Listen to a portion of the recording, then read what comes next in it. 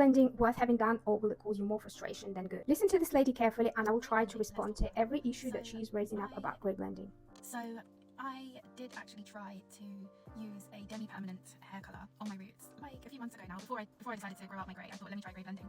So I used a demi-permanent hair colour that I bought from Sally's and did it at home myself, and it looked nice once I first did it, and I made sure I picked the right colour and everything. I got the person in the shop to help me pick the colour, but then literally after the first wash it went really brassy, not ashy, it went really brassy and orange, and so wherever there was grey hair that turned into an orange highlight, and I was using Colour Protect shampoo and everything that was supposed to be doing, but I just didn't like how it shifted the base of the grey hair, which I know is what it's supposed to do, but it didn't really blend it in my opinion. It just made my hair look even more tired and washed out. So I decided after that experience, I only did it once, and I decided that wasn't for me. I can definitely sympathize with that. However, just because you're using demi-permanent color, it doesn't mean that it's not going to lift the base. For grey blending, you need the color that will have correct pH for your hair and its thickness and its porosity, so it doesn't lift the base of your hair. So what's good for you might not be good for the Asian person, for example, with a very thick hair cuticle. Secondly, the formulation is the key if you don't want the color to wash out into something not very nice. And also, when we're choosing the color brand, we need to understand its underlying pigment that this brand is using for all of its colors. That's the pigment that you're going to see when the color is actually fading and washing out. Lastly, you said that the color is washing out too quickly. That's probably because the hair is quite empty and is incapable of holding the color. It needs to be treated before apply any color on it. All of these issues that are solvable, we deal with them during the grey blending journey. So the other type of grey blending that I know there is where you match the ends of your hair to the new growth. So instead of blending up the new grey that's coming in, you blend the ends to match the new growth, if that makes sense. Now with that, I've contemplated it and I've seen so many transformations online that's so pretty and just kind of cut out a big chunk of waiting time.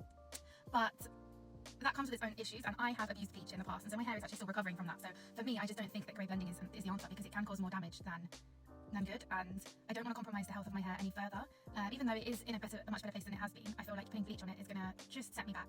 So for now, I'm deciding to be patient and go cold turkey and just embrace the grey as it's coming through and slowly cut off the dye and do it that way. Very valid point. However, grey blending can be done without bleach if a stylist is using advanced acidic color removals which do not damage the hair. Grey blending that is done with this type of color removals is not a full-on grey blending. It's more like a transitioning to a gloss, where the hair that's been dyed before will become translucent at places, and then your grays will also look more translucent when they're covered with the gloss. So altogether it will be blended. However, it will require some maintenance with the gloss. Even if we were to use bleach on your hair, after the color removal, we can clearly see where any old bleach was being used, and we can absolutely avoid any overlapping with that old bleach to save your hair. Grey blending with the right person will not damage your hair any further.